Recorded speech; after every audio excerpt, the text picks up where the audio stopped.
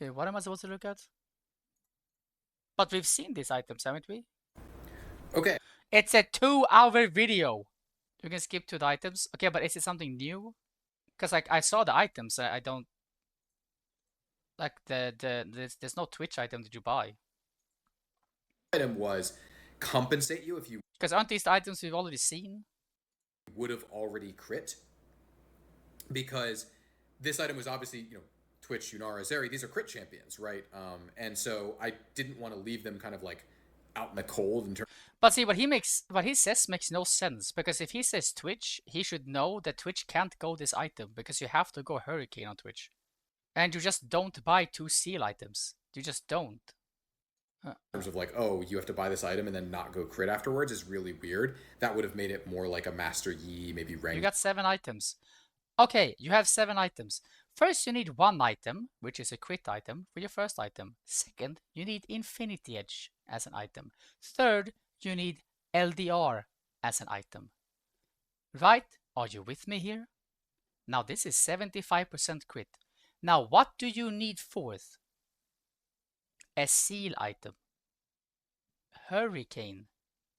What are you at now? 100% crit. Ah.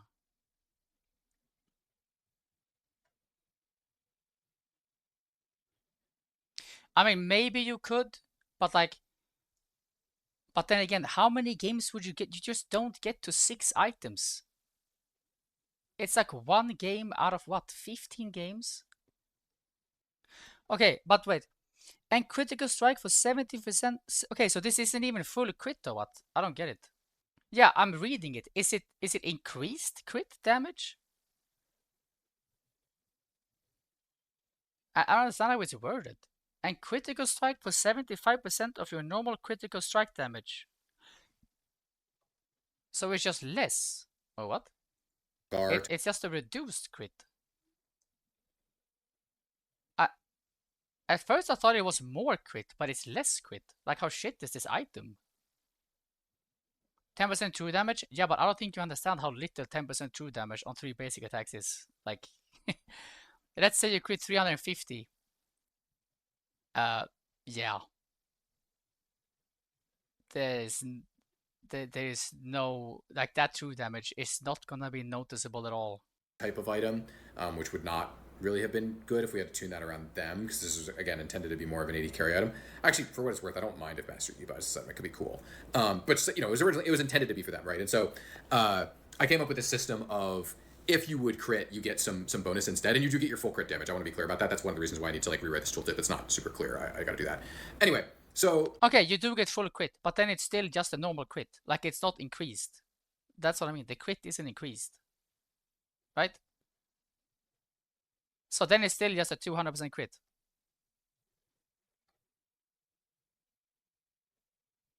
Correct? I don't care about the 10% true damage. I don't give a shit.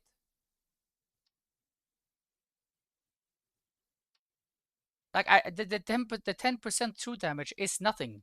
It's nothing. Do you guys remember when Infinity Edge did true damage and it was the worst item in the game? It's free damage. No, it's not, because you're buying the item to get it. Are you stupid? Let's talk about how did this end up as a second item, right? Why not a first item? Well, the problem that we ran into is when it was a first item, it became this really, really, really, really sharp snowbally experience where no matter what stats I gave the item, if it was at all powerful and gave a meaningful amount of ult haste at all, what it would do was Twitch, Yunara, Zeri, like all these ult skew champions, even like Ashe and Varus, would buy this item first, and if they had any kind of advantage, they would just force their lead on you, because these champions... Nobody would buy this item first. No one in history of mankind, human, since the dawn of time, Roman times, would buy a seal item first item. No one. What? Unless he means second item. Are generally, for the most part, pretty good at doing that, right? Like, you think of Zeri just like flying over a wall on you and then using... Because you don't have any damage. Like, it doesn't give AD.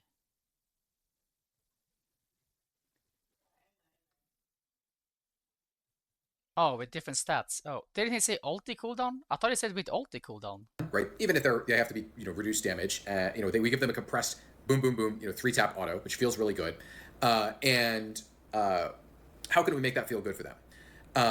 And that's what that's how we ended up here. Was one of the things I felt like I had to do in that this item system on this item was compensate you if you would have already crit, because this item was obviously Twitch, Yunara, Zeri, these are crit champions, right?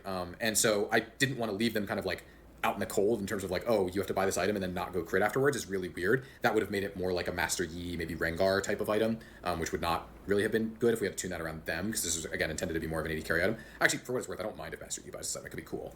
But, it was intended to be for them, right? And so I came up with this system of, if you would crit, you get some bonus instead, and you do get your full crit damage. I want to be clear about that. That's one of the reasons why I need to like rewrite this tooltip. It's not super clear. I got to do that. Anyway, so let's talk about how did this end up as a second item, right? Why not a first item? Well, the problem that we ran into is when it was a first item, it became this really, really, really, really sharp snowbally experience where no matter what. Okay, I get it. So this guy sounds like a fucking nerd. The guy talking about the item he created sounds like a nerd. You surely have friends, bro. The issue that happens with this, okay, I get it. Because if you give it AD, it's just old Ghostblade. And old Ghostblade was the most broken thing in existence. You guys remember that? You would activate Ghostblade, and you would get like 50% attack speed. The item gave AD, and everybody bought it. And then they just completely reworked it. Stats I gave the item, if it was at all powerful and gave a meaningful amount of ult haste at all, what it would do was Twitch, Yunara, Zeri, like all these ult skew champions, even like Ashe and Varus, would buy this item first, and if they had any kind of advantage, they would just force their lead on you, because these champions are generally, for the most part, pretty good at doing that, right? Like you think of Zeri just like flying over a wall on you and then using her ult to catch up to you. Yunara REing, Twitch stealthing on you to the side of you, and then ulting, and Ashe ulting you, Varus ulting you, etc. These champions actually largely have a lot of agency in their ultimates, and so giving them a lot of ultimate haste and then damage during their ultimate meant that if they got access to that first item without trading off damage, right? You can still buy this item first, but of course you're going to be trading off a lot of damage if you do that. If you got that item, what we found was that it led to these really, really, really snowbally game states where like Twitch would either get the item in a reasonable amount of time and start turbo snowballing on people because its cooldown would be very low, which for what it's worth, by the way, I think Twitch ultimate cooldown is too low. I think it's crazy that it's 90 seconds at every rank, but that's neither here nor there. Anyway. Bro, have you read what Twitch ability... Listen, this guy has never played Twitch in his life if he thinks Twitch ulti cooldown is low. That is the lowest elo take I've ever heard. Because Twitch ADC can legitimately not play the game if it doesn't have ulti. You cannot fight anyone. The entire champion is dependent on his ulti. So if you don't have it, it's unplayable. So ultimately, we decided this is too snowbally, it's too sharp. We can't let these champions have this item with no trade-offs as a first item, because it leads to these situations where if they get a successful ult playoff, once they get the item, they just start repeat killing their lane opponents over and over and over and over again. And that wasn't the most desirable situation, I'll say. So what we thought about was like, okay, well, the item is still cool and it's still fun. And so my immediate thought was like, okay, let's try a second item version. And actually what that let me do was add more ultimate haste, right? The previous versions were like 15 or 20. 30 might still be too much. We might need to tune this down a little, but as a Zeal item, it's a lot safer for it to be giving a lot of ultimate haste because you pay a pretty big price to buy this thing first on most champions. I think there's a number of champions that this item is really, really fun on. Like Vayne is a really fun one. I highly recommend that one. I don't know if it's actually good, but it is super fun. Tryndamere is really fun. I kind of doubt it'll be his optimal item, but it is pretty fun to just do the Tryndamere thing. The first time I bought this, I went up to a guy I did it to afterwards, and he was like, "Yeah, it was like that like call an ambulance, but not for me meme. Whereas like I thought I was winning, and then I Tryndamere R'd, and then went bop bop bop, crit him 3 times, and just killed him while I was immortal as Tryndamere ult does. So that's pretty cool. So I'm actually interested in seeing like the stuff that people come up with this item.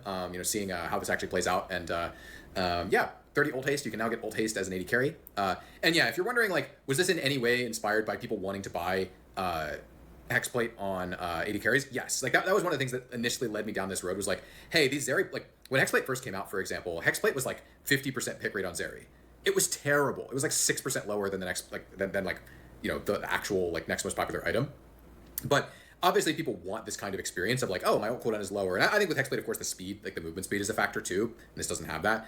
But ultimately, this is just like, I'm hoping this is fun for people and it's sustainable. What if Helia plays in this item, Giga Dopamine first hits? Okay, and then you first hit on one person, and then what?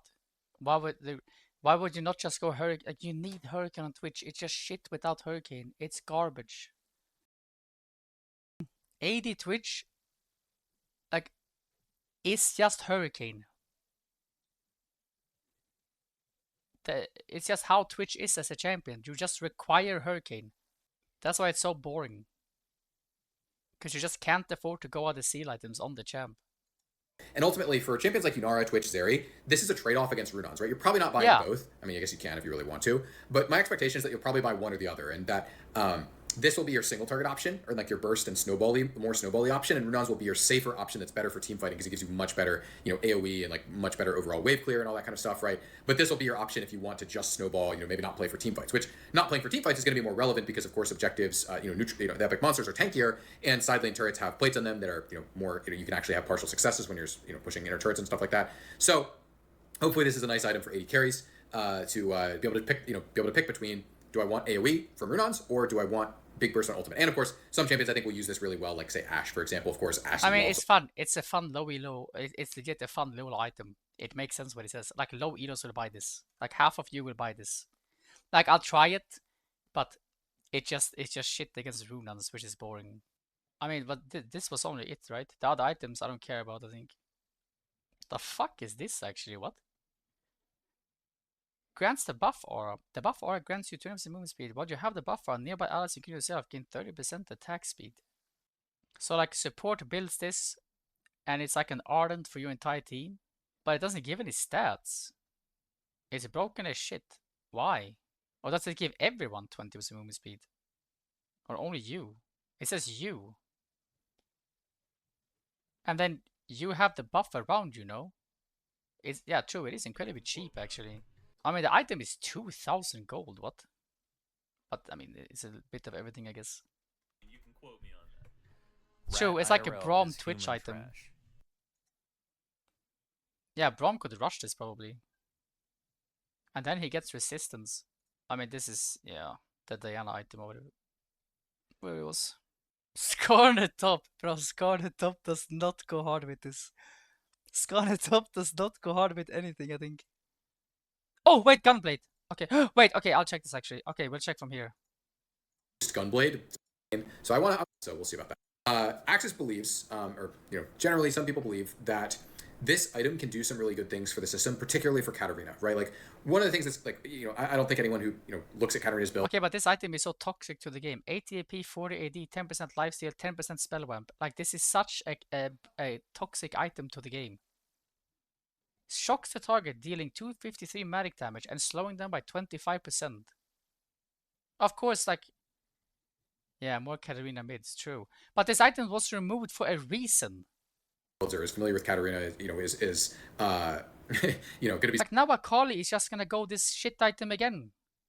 Surprised by this, but it's like, yeah, the builds, like the things that we've had to do to Katarina to make her builds work post Gunblade, it's like. Generally, I think we don't really look upon those super favorably of like how those have affected the champion over time and like how her builds have changed. And especially Katarina, I think like we look at this item and say like this item is, in some ways good for her. Now I'm pretty concerned personally about having a really, really powerful vamp spike for these champions, right? Especially Akali. Oh, yeah. The thing to note here is that this active is a much longer cooldown and the slow is a lot lower magnitude. So this is not the same as the old Gunblade where Akali is rolling up on every single wave, gunblading you and then just like, all-inning you randomly or like guaranteed to land her E. The slow is less powerful and it's a much longer cooldown. So it's not going to be nearly as rough in terms of like gameplay removal, but I personally am still pretty concerned about the vamp. We'll see how that plays out. Maybe that it just had like, maybe it needs to have less vamp, right? Maybe that's okay. Maybe the vamp needs to scale with level, who knows, right? But the idea here is that this is able to support certain types of builds that are hard for us to support in the current game, particularly these dual scaling champions getting side lane sustains that's easier for, say, like a Katarina to win without actually having to like pentakill people, right? To relieve some of the stress on some of our systems in some ways for some of these champions. Of course, also, it's great nostalgia, right? Like I'm sure lots of people will be very excited to see Gunblade back. And yeah, I mean, this is an item that we're willing to try. Not sure the tuning is right. This is like pretty cheap for the Gunblade. We'll see how this works out. But yeah, I'm kind of interested to see how this one plays out, and we'll see how it goes. The other returning item is Stormrazor. This one's kind of like a we took a pass on like then I don't understand. He said that it's too cheap. Fine, fair. They might up the price. And then I see Stormrazor, and it's just instantly 200 golds more expensive. Like, okay. And there's a slingshot. Like we just can't escape the slingshot. ADCs get more gold. Bro, I don't give a shit if you get more gold as ADC. I don't give a shit. You don't get more gold in the beginning though. Like this is a first item. It's Slingshot Crit Cloak, so we're just stuck with BF Sword again. Like, it's just the same fucking build patch. You don't get more gold early game. So you're stuck with just having to get a BF Sword back. Every time. That had been removed over the years. It was like, well, this one's probably kind of harmless, right? It's like, this version of it specifically is probably overtuned, probably needs to be nerfed, but we have an item that gives AD and attack speed. This is a very light amount of attack speed, right? It's really not that much, right? If you want to have a lot of attack speed, right, Stormrazor's not going to be enough for you on its own, right? It's like 20%. So the idea here is like, this is just a low risk item that like can help support certain builds that otherwise would have a hard time existing, right? Like there are some cool things you can do with this item, right? Like some people really like the movement speed, and some champions like Jhin, for example, can do like the energized builds, which can be really really fun and really exciting, and potentially even really good situationally for those types of champions. And so it's just another, hey, here's a new first item AD carry option.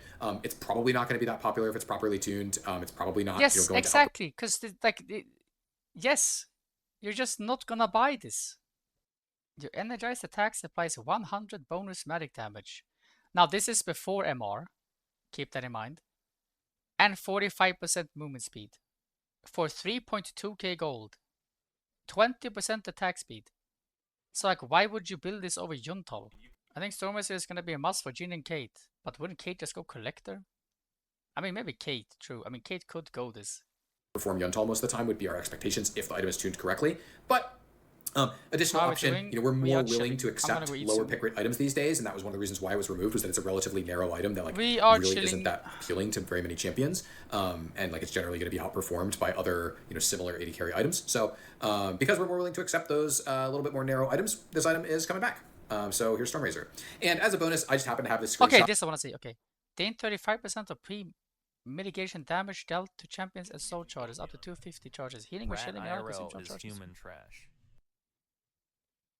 Wait, but isn't this good? So this is before resistances, right?